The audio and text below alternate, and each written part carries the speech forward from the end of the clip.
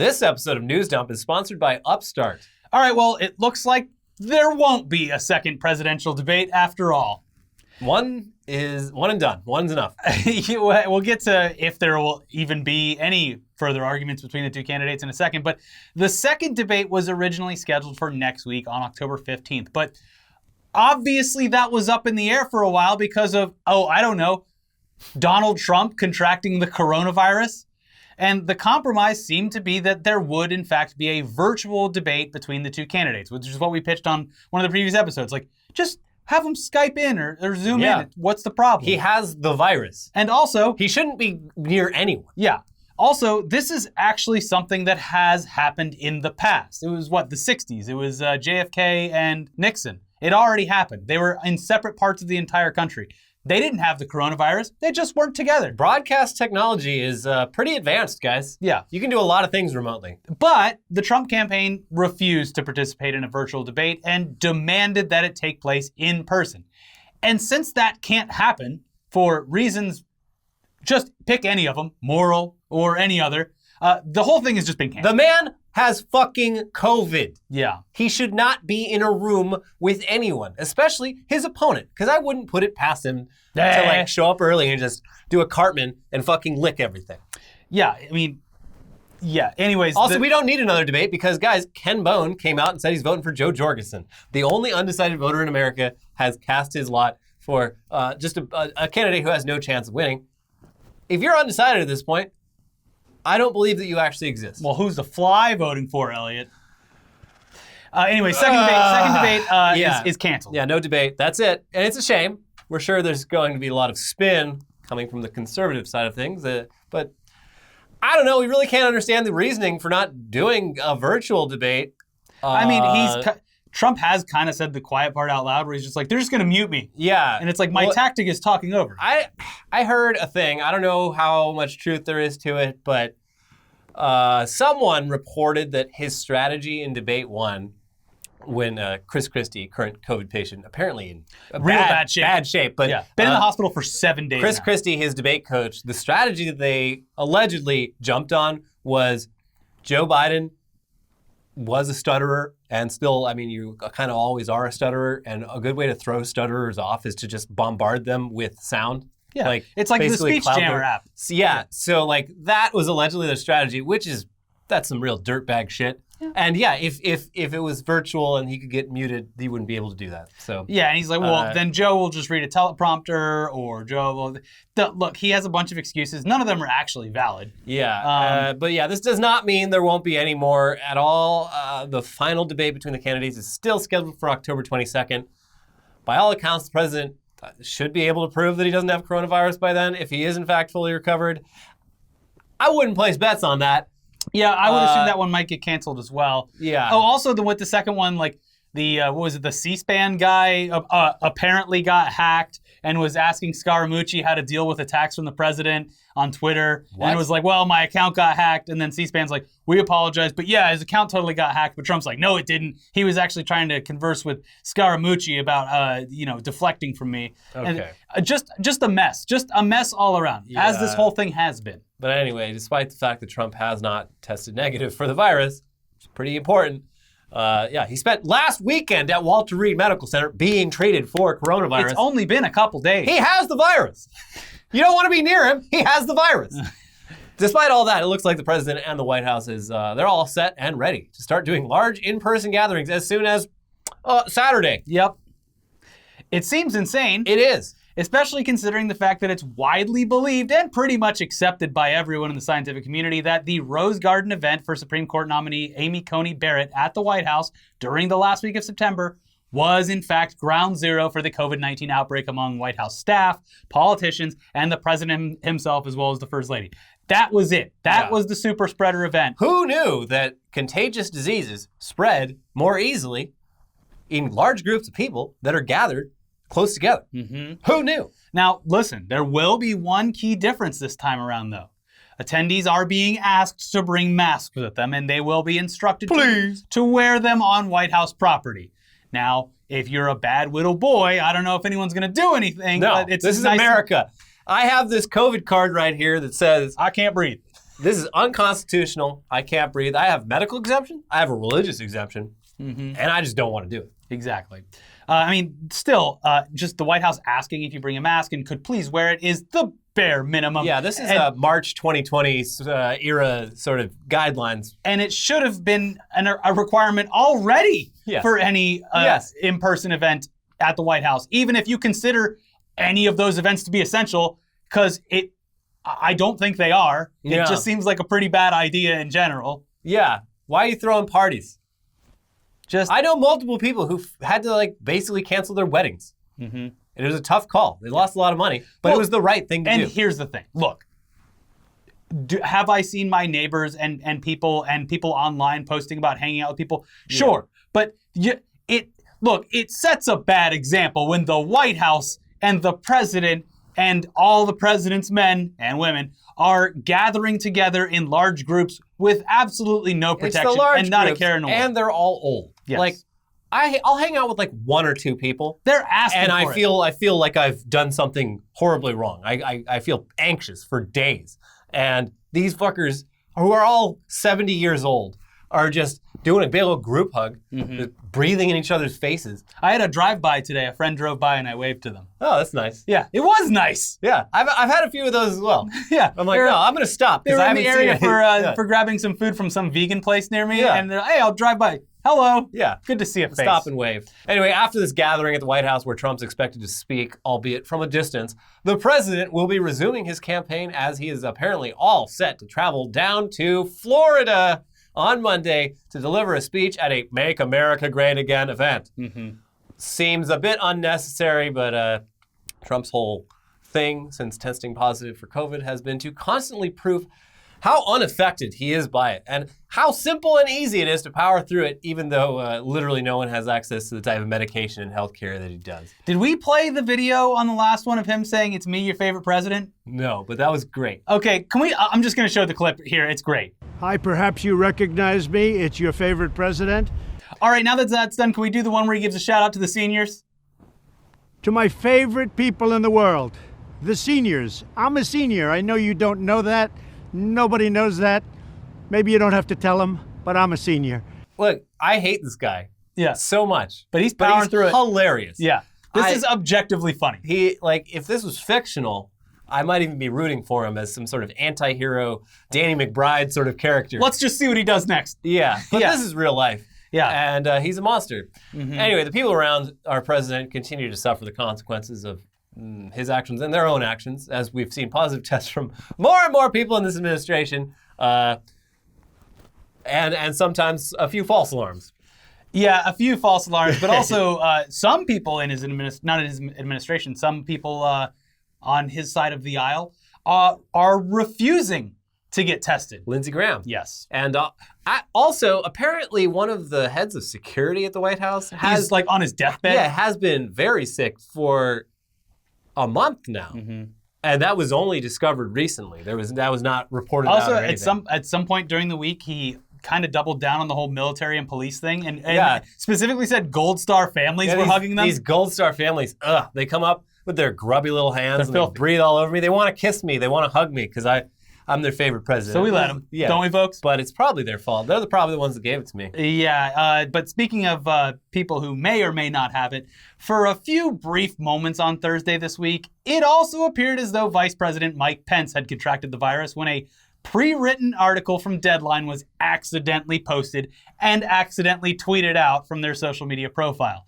The article was very long and very detailed. It had a lot of descriptions about the vice president's diagnosis, but apparently it was only written so that they could send it if, in fact, news broke about him catching it. And this is a pretty normal thing with bigger news outlets. There's been many times where in memoriams have been sent out. There are obituaries for every famous person alive sitting on just servers somewhere. They update them as events unfold, but they have them there just so that when the person dies, all they have to do is add 3 or 4 sentences and boom, obituary's ready. And so this was, they write articles based on things that are possible or likely to happen. And so that it's ready to go at the drop of a hat. Anyone in this administration, there's a decent chance they'll get sick, so they have those articles ready so they can get the clicks and be the first out of the door. The funniest part of this was that it was 7 pages long. It wasn't just like, we've got an update, here's the quote from like But the most White of House. the news was just like, oh, here's all this other Reiterating. stuff that happened. True. And the article literally said at the top, like, for pre-release, do not send. Yeah. So they apologized. Ooh. And in an apology, We're sorry. Deadline said that the article was, quote, pulled down immediately. It never should have been posted, and Deadline will take steps to see this kind of thing never happens again. Apologies to the vice president and our readers. We regret the error. Oops. Yeah, it was an oopsie, but Yeah. it was, like, I he saw- still hasn't tested negative. He hasn't tested anything. He had pink eye at the debate, which, you know, doesn't necessarily mean you have COVID-19, but it's a possible symptom. Sure. Yeah, it was believable. It made sense. It's like, yeah, okay, another domino falling out of this giant pile of dominoes that has already fallen. Yeah, I can definitely believe that. Everyone else got it within the administration. Yeah, and on top of that, right before that came out, it had been reported that the vice president had canceled some events and abruptly returned to Washington, D.C. And yeah, as you're all very aware by now, a dang fly landed on his big old head Wednesday night during that debate with Kamala Harris. Can you believe it? We are all that fly, aren't we? I'm gonna order Welcome to the resistance I'm fly. gonna order my Pence Fly Halloween costume. I'm gonna order the Joe Biden official fly swatter, which sold out in a matter of hours. Yeah. And the fucking fly, it landed on Mike Pence's head. It was possibly the quickest we have ever seen that a joke or a meme or something funny has ever completely been burned to the ground. Like within an hour. Yeah, the life cycle of this joke, shortest joke life cycle ever. I literally, I turned off the debate, I turned off my phone, I watched a movie, so 2 hours had passed, and I logged on and I saw the picture with Joe with his fly swatter, and I sent it to the Discord chat, and everyone's like, this meme is is already dead. dead. Yeah, this is already a dead meme. Yeah, there were dozens, maybe even hundreds, maybe even thousands of Mike Pence Fly Twitter accounts that popped up right after it happened. Joe Biden's campaign capitalized on it by selling fly swatters and other shit. Yeah, there was all sorts of like Etsy merch. Did you see Sugar Ray? No. I just want to fly. He did, the guy from Sugar Ray, the guy Mark McGrath? Mark McGrath did it on his Instagram, like dancing around with the fly head in the background. That's funny. And then someone said Sugar Gay, and he said, "What'd you say? I'll beat the shit out of you." That video of Mark McGrath clearly just yacked on cocaine in like 1999. Did you say Sugar Gay? One of the funniest videos. Yeah. Anyway, yeah, the fly thing was dumb. Very dumb. You had to have been online for a very specific 15-minute period of time to actually enjoy it before Also it turned sucked stupid. all the air out of the entire debate. Yeah. There was no discourse about the debate at all after Shut up about the goddamn fly. Anyway, dumb. And a complete distraction from the corrupt and irresponsible shit that's going on in politics at the moment, right before an extremely important election. But he has a fly on his head. Yeah. Shut up. Oh, and by the way, yep, that's time. We're far enough in to use some naughty language. You know, the same kind of language that the leader of the free world uses. Trump said fuck on the radio. He did it. Ajit Pai, He said the F word. as chairman of the FCC, this man has said the fuck word. Now, hold on, Elliot. It was during an interview with Rush Limbaugh on Friday, and he was addressing Iran, and he basically said, fuck around and find out. Seriously, he literally said, if you fuck around with us, if you do something bad to us, we are going to do things to you that have never been done before. That could be anything. But he said the fuck word. And in any normal world, the pearl clutchers from the Conservative Party would have called for the president's head on a platter. But this is Trump. He gets a pass. People were tweeting out multiple examples of exactly that happened. Like, oh my God. Yeah, he didn't. He said the F word. Also, people were tweeting like he called out like the Mexican president at the time for saying fuck on a phone call. Yeah. Like, what a disgrace. Wow. Really bringing dishonor to the office. Yeah. Anyways, luckily for Trump, it was censored out of the broadcast, the radio broadcast, thanks to a tape delay, or else he would have had to deal with the old FCC, and then he would have had to send Ajit Pai the biggest bag of Reese's Pieces you have ever seen. Anyways, the full naughty word did go out uncensored on Russia's video feed, so the most loyal followers got to hear the president say fuck. And I mean, we just have to assume at this point that it really got their motors running. They were Hell like, yeah, that's my president. he talks like I do. Mm-hmm. Yeah. Hell yeah. Also, damn, nearly forgot about this, but yeah, a bunch of white dudes in a militia plotted to kidnap Gretchen Whitmer, the governor of Michigan. But their plot was foiled by the FBI. But apparently nobody cares, even the president, because after the news broke, he basically tweeted, yeah, well, she sucks, so Tough shit. Whatever. Yeah. Am I supposed to care about this bitch? I'm worried about Hillary's emails. The year is 2020. Yeah. And Mike Pompeo is going to release some of those emails. Also, yeah, it's good that those guys were caught, but it's basically every time, this is something everyone should understand, every time the FBI busts a terror cell or anything like that, generally when you read into it, you've discovered that what actually happened was not quite entrapment, but just close enough to entrapment to They allowed not them to qualify. go through with the plan up until a point where they were like, hey guys. The FBI's this is actually a entire honeypot. job is finding disaffected people with like no prospects in life and being like, hey, you don't have anything going on. What if we did some terrorism? That sounds exciting, right? And they're like, well, I got nothing else going on. Sure. And they're like, you're under arrest, sir. Yeah. But yeah, also these guys, I mean, they could have, something bad could have happened. Yeah. It's just you always have to question whether anything would have happened if they weren't actively encouraged by the FBI to really go for it. Or, I mean, just allowed to proceed while being monitored. Yeah. Anyway, let's get out of this politics. Boo. I miss when this was a gaming channel. Sorry, folks. We are like 3 weeks from an election. And From the most consequential, possibly, election the biggest moment ever. in all of ours and yours, even if you don't live in this country's life. Yeah, sorry. So The it's thing about America is it sort of affects everything. yeah, and I wish that weren't the case, but believe me, I wish I didn't have to worry about this right now. There's a lot going on, and I'd really like to avoid it. But since we have to deal with it, so do you. yeah. But now, for now, this episode, we're done with. Yeah, so enough politics. Let's talk about sponsors. Yeah. And look at this. They've been sponsoring us for a bit. Thanks Upstart for sponsoring today's show. Let's tell you a bit about Upstart. During these economically turbulent times, everyone is looking for a way to feel more financially secure. So, if you're still needlessly throwing money every month at high-interest credit card debt, it's time you checked out Upstart, the revolutionary online lending platform that knows that you are more than just a credit score. Now is the time to find out how low your Upstart rate can be to help pay off that high-interest credit card debt. Unlike other lenders, Upstart can reward you based on your education and your job history in the form of a smarter rate. You don't need a degree or a diploma to apply, though. Upstart lets you skip going to the bank as well because it's completely online, so it's safe. Upstart offers loans from $1,000 to $50,000 so you can consolidate your debts into one easy fixed rate payment. Upstart makes it fast and simple to check your rate. It's just a soft pull, so it won't affect your credit score. The hard pull happens when you accept your rate and proceed with your application. And the best part, if the loan's approved and accepted, most people get their funds the very next business day. Over 400,000 people have used Upstart to pay off credit cards or meet their financial goals. Free yourself from the burden of high-interest credit card debt and get back to using your money your way with Upstart. See why Upstart has 4.9 out of 5 stars on Trustpilot, and hurry to upstart.com/newsdump to find out how low your Upstart rate can be. Checking your rate, it only takes a few minutes, and that is upstart.com/newsdump, or click the link in the description below. Here's the quick fine print. Your loan amount will be determined based on your credit, income, and certain other information provided in your loan application.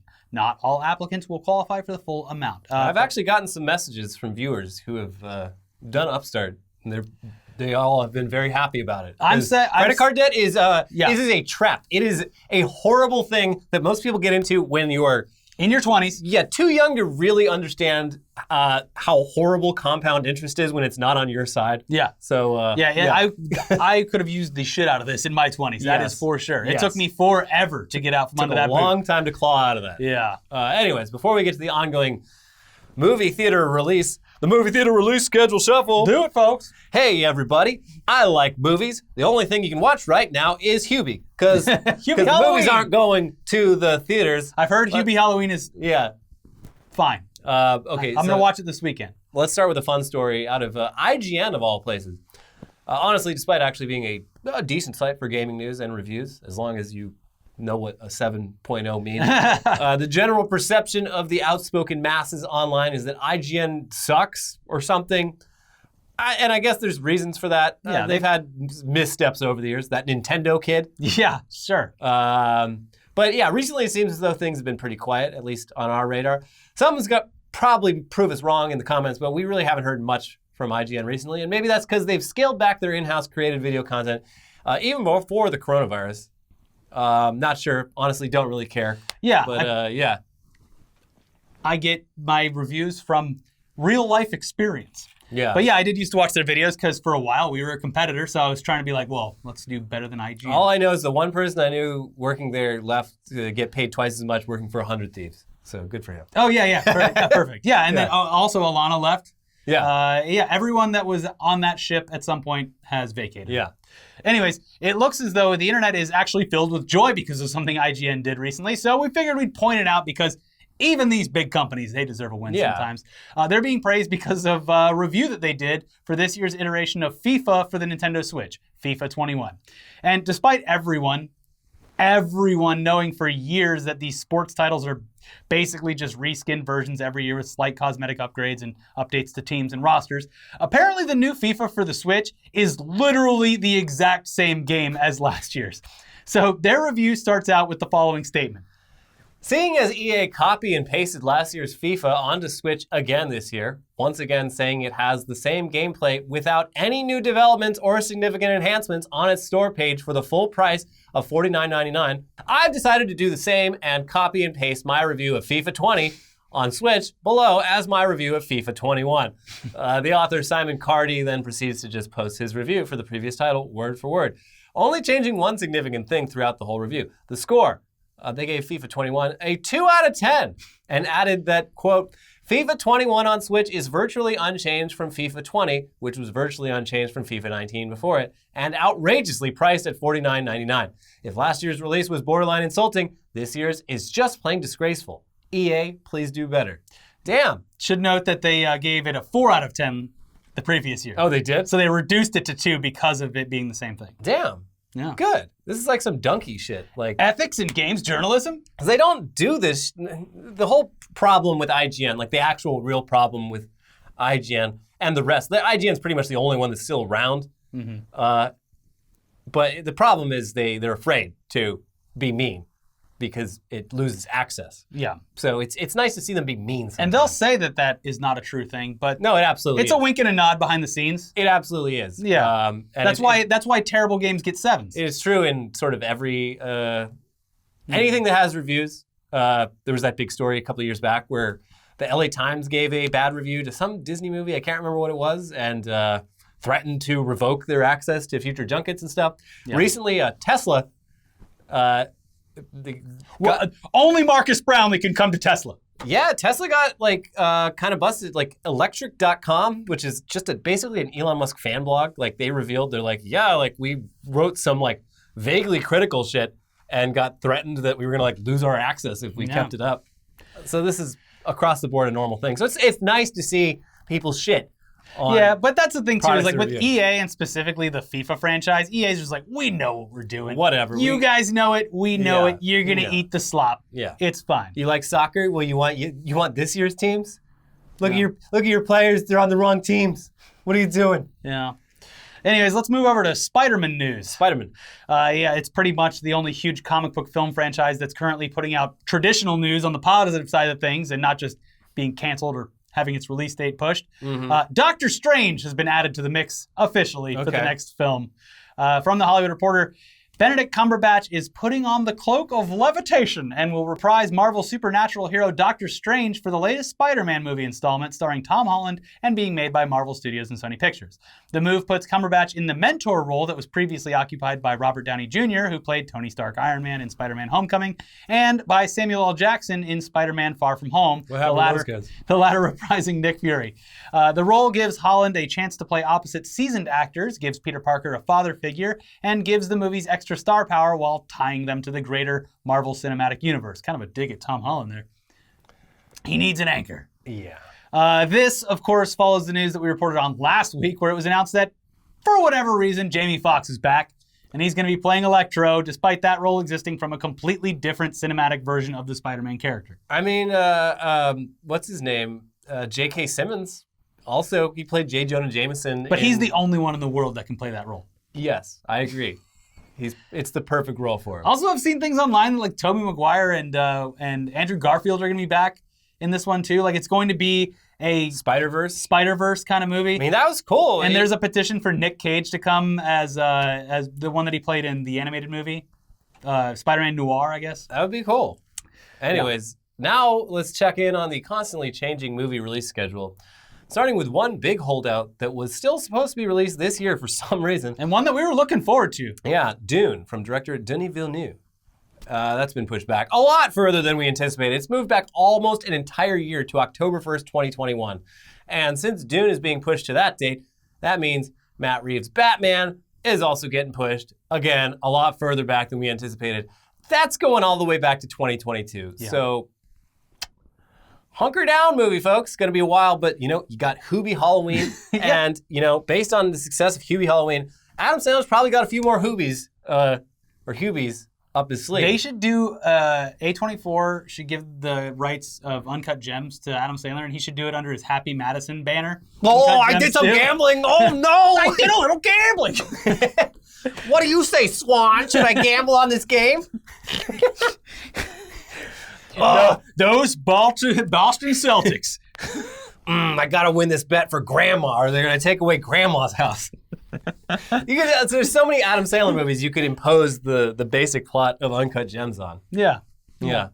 Anyways, here's some more movement details regarding movies because of this damn pandemic from Deadline.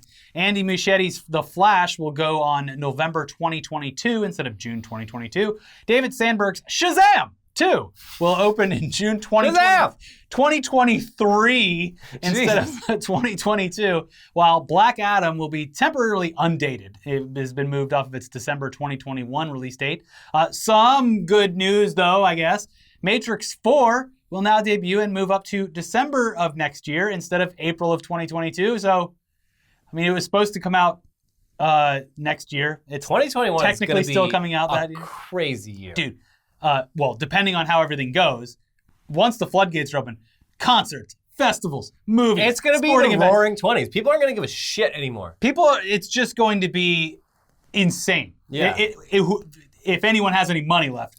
They're working on that second $1,200 stimulus check, by God. Oh, yeah, but he already said he's like, yeah, I could do it, but Maybe you should vote for me. how about I hold this as, if you vote for me, you get the stimulus. Yeah. You want the stimulus? You want it? Also, we'll make Lindsey Graham walk around in lingerie. How about it, folks? Lady G. Anyways, it's a lot of dates to talk about, but let's go back to this year. Another film that was supposed to debut this holiday season was Pixar's Soul. And as we predicted, it's going straight to Disney+. Yeah. But it's not going to Disney+ Premium. Not sure if that's because of the performance of Mulan or not, but it's going straight to Disney+. Okay. And it's going to be moving to Christmas Day. It was supposed to come out for Thanksgiving. But so that's cool. It's Nice. You've already got the Free service movie. if you have it. If you have it already. Yeah. And I'm excited for it. It looks like a joy. Yeah. Still on schedule for a theatrical release, though, is Wonder Woman 1984. It's threatening to hit theaters on Christmas of this year, if you can believe it. I don't think that's going to happen. No, but interestingly, though, I didn't know about this. We haven't reported on this, and I haven't seen anything about this until today when I all of a sudden was inundated with ads for it. There is a movie called War with Grandpa starring Robert De Niro that's coming out in theaters now or next week. And the odd thing about this is the marketing that I saw, I didn't see a trailer for the movie. The trailer for the movie was the title and them saying, and Robert De Niro's in it, and then it was all shots of families inside movie theaters going, it's just great to be out at the theater again. Listen, multiple times. We know y'all are desperate. You haven't been in a movie theater in so long. You miss it. And you know what? You like movies in theaters, and you like Robert De Niro. Who doesn't like Robert De Niro? Well, two of those things are coming up real soon. You're gonna see it's a theater movie. You're gonna see it in theatrical theaters. release. Also, Don't worry about what it is. It's got Robert De Niro. Bring the whole family. Has Robert De Niro ever made a bad movie? Don't think too hard on that one. No. Yeah, it's weird. This is based on a book that I think I had to read in 3rd or 4th grade. I don't remember anything about it. But apparently it's coming out in theaters. Yeah, and the marketing is literally like people being like, we're happy to be back. And then there was like a junket clip of De Niro being like, we're just happy to see bad people. Yeah. The whole marketing is that it exists in a movie theater. And speaking of movie theaters, might not be as many of them when this is all over with. Yeah, Regal has shut down a whole bunch. Was it Regal? The head owner of Regal Cinemark, for Europe has shut them all down there temporarily. And same with here in America. I mean, it's understandable. Like, but if you're in like Florida, I mean, every theater's probably open. Yeah. Even if they're not officially Go open. wild. Go see The War with Grandpa. Yeah. Or go see Alita Battle Angel, which is apparently back in theaters. Yeah. They're like, we're appealing to a certain crowd. So we're gonna put Alita Battle Angel back in because Incels. people are very passionate about this Yeah. movie for some reason, and these people will go see it in theaters. Yeah. But I like to imagine like the Regal cinemas if they were actually closed in Florida. They're currently operating, but it's like Steve Buscemi in Escape from LA kind of operation, where like all the doors are blown off and there's like a fire in the lobby, but all the screens are running, Yeah. and they're all running the latest movies. They're bootlegs from China, but they're all running. Yeah. And Maps to the Stars Eddie is the one selling you the ticket. Hell yeah. Sounds cool. Hell yeah. Anyways, that's it for News Dump this week. Stay tuned for a new episode of Weekly Weird News coming pretty soon this weekend. There's a lot going on right now. Yeah. And we're just happy to suffer along with you, I guess. Yeah. So we'll suffer with you soon. It'll all be over soon. Bye. Bye.